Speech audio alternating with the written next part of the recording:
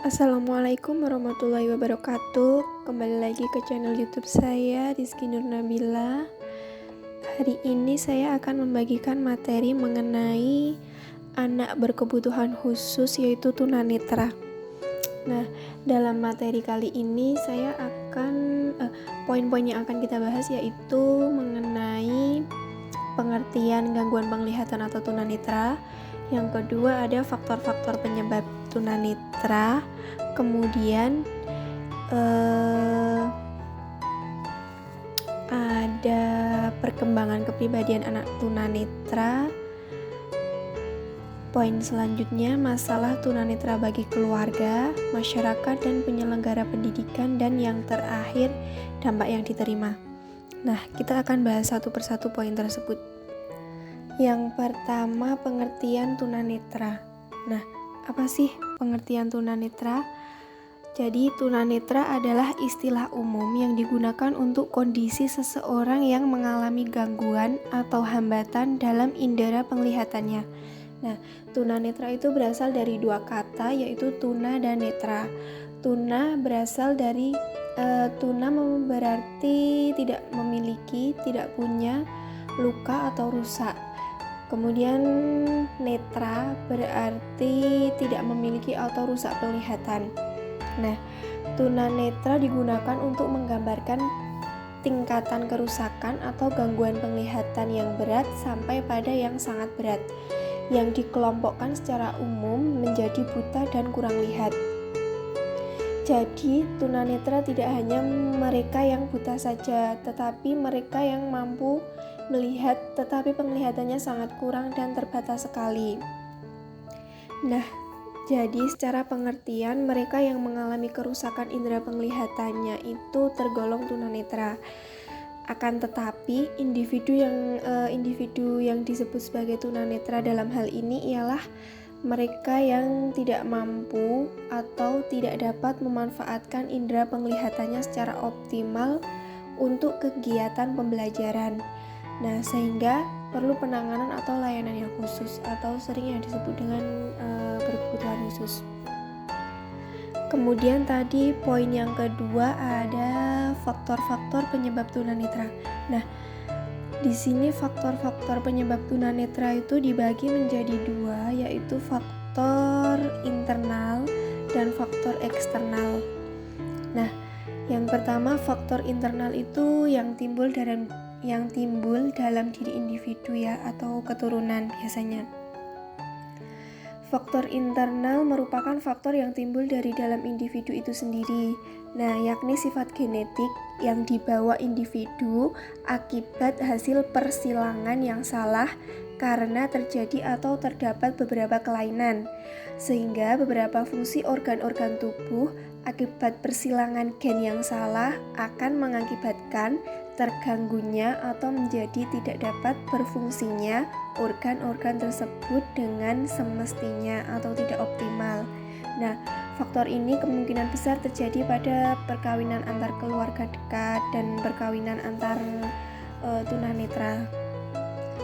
Kemudian faktor yang kedua ada faktor eksternal. Nah, faktor eksternal itu berasal dari luar individu, yang merupakan faktor yang datang dari luar individu itu sendiri. Faktor eksternal juga mempunyai pengaruh yang sangat besar terhadap penyebab terjadinya ketunanetraan. Faktor-faktor ini bisa saja timbul karena kecelakaan atau terserang sesuatu penyakit.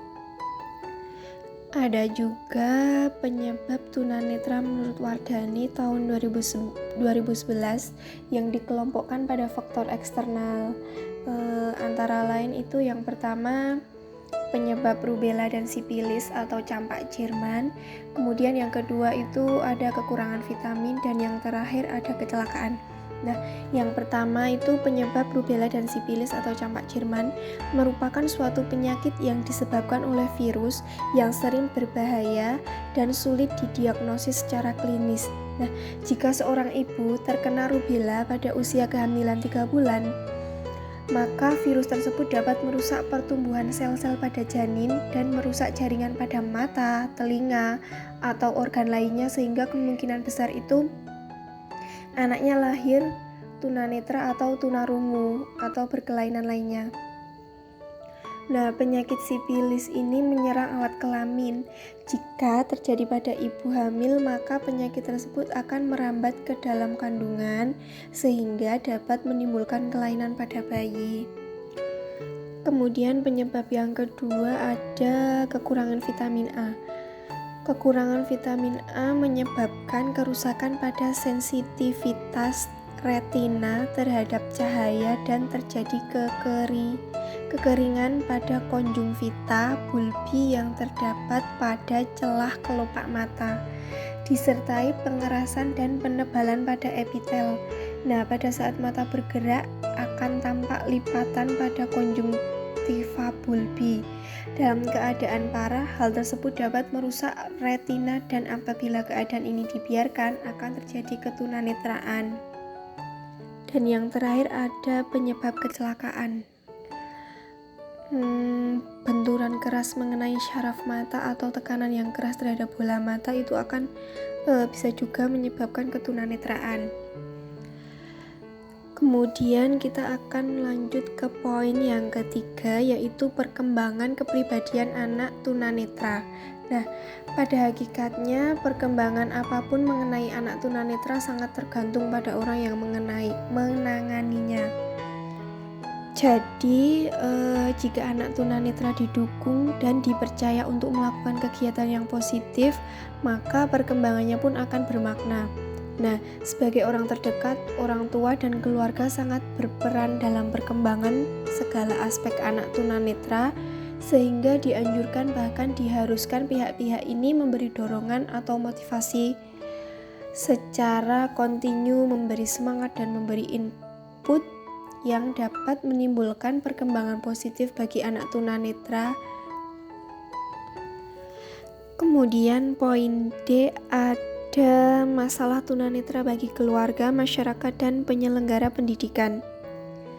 Nah, permasalahan individu tunanetra di sekolah menurut Hidayat tahun 2006 yaitu ada yang pertama, masalah pengajaran mencakup kesulitan dalam proses belajar menangkap pelajaran secara verbalistik, kemudian menggunakan buku-buku, cara belajar baik sendiri maupun kelompok, kesulitan dalam memilih metode belajar yang tepat, kesulitan dalam membaca dan menulis, keterbatasan peradaban, pendengaran dan ingatan serta sarana yang diperlukan dalam proses pembelajaran yang terbatas. Kemudian ada masalah pendidikan yang mencakup awal, proses, dan akhir.